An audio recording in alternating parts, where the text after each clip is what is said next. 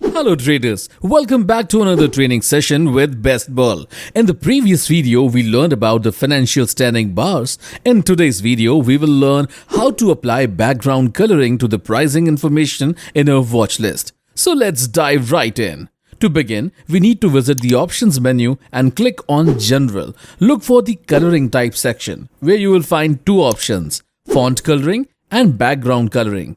Currently, the setting displayed is for font coloring. However, if we click on it and select background coloring, the price changes will now be visible in background. Next, let's return to the options menu. Here, we will find another useful feature. You can change the coloring type again from this menu. Additionally, you have the option to change the font settings for all screens. By selecting this option, you can modify the font size. For example, let's choose a font size of 14. Make it bold and apply the changes. As you can see, the font size has changed in the background. If desired, we can remove the bold formatting. Now let's change the font size from 14 to 12.